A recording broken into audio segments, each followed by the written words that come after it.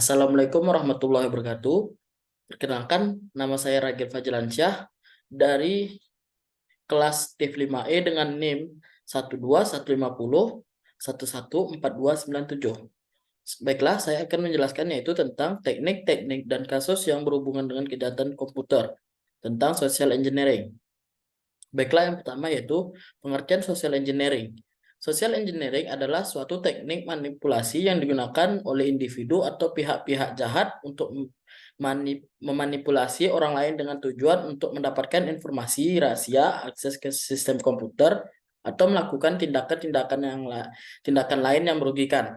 Teknik ini tidak melibatkan serangan langsung terhadap perangkat keras atau perangkat lunak, tapi lebih fokus pada memanipulasi psikologis dan sosial seseorang atau kelompok orang. Kelas selanjutnya yaitu teknik-teknik yang berhubungan dengan kejahatan komputer. Yaitu yang pertama yaitu ada phishing. Phishing itu penjahat komputer mengirimkan pesan email, pesan teks, atau pesan media sosial palsu kepada korban. Kemudian berpura-pura berasal dari sumber yang terpercaya seperti bank, layanan online, atau perusahaan terkenal. Pesan tersebut seringkali berisi tautan atau lampiran berbahaya yang jika diklik atau dibuka dapat mencuri informasi login atau menginstal malware pada perangkat korban.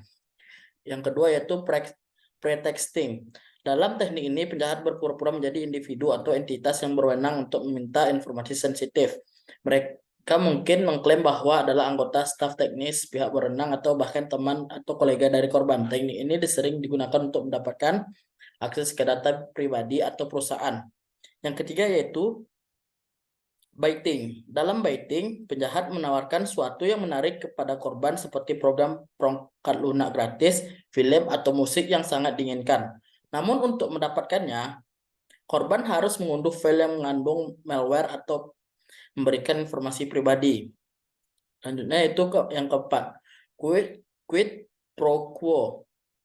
Penjahat menawarkan sesuatu sebagai imbalan kepada korban untuk mendapatkan informasi atau akses yang mereka inginkan.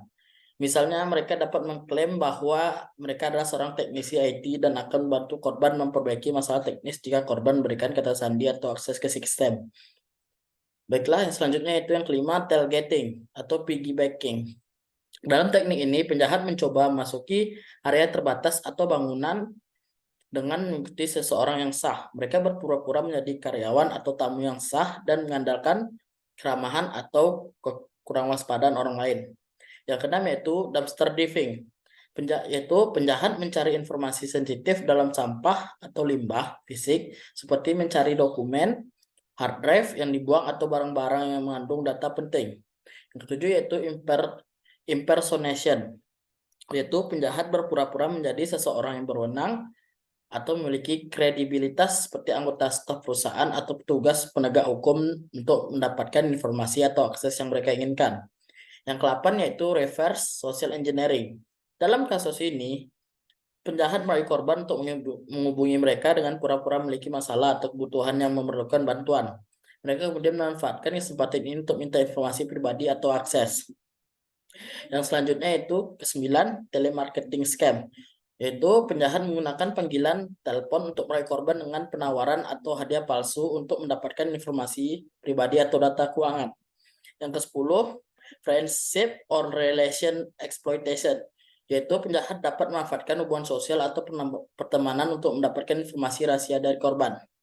Yang ke-11 yaitu pengaruh sosial atau social influence, yaitu penjahat menggunakan teknik psikologis seperti manipulasi emosi, tekanan, atau ancaman untuk memaksa korban untuk mengungkapkan informasi atau melakukan tindakan tertentu. Baiklah, selanjutnya yaitu kita masuk yaitu kasus yang berhubungan dengan kejahatan komputer. Yaitu kasusnya dulu pernah sempat terjadi yaitu serangan Twitter Bitcoin, yaitu yang terjadi pada tahun 2020. Serangan Twitter Bitcoin 2020 yaitu adalah peretasan besar-besaran akun-akun Twitter yang dimulai pada 15 Juli 2020. Sekitar pukul 20.00 UTC, sejumlah akun Twitter masing-masing dengan jutaan pengikut diretas untuk mempromosikan penipuan Bitcoin. Penipuan itu meminta individu untuk mengirim mata uang Bitcoin ke dompet mata uang kripto tertentu dengan janji bahwa uang yang dikirim akan berlipat ganda dan dikembalikan. Berdasarkan Vice dan TechCrunch, para pelaku telah memperoleh akses ke alat administrasi Twitter, sehingga mereka dapat mengubah akun sendiri, memposting tweet secara langsung dengan akses yang diperoleh, dengan cara membayar karyawan Twitter untuk menggunakan alat tersebut, atau dari akun karyawan yang bekerja sama untuk mengakses secara langsung.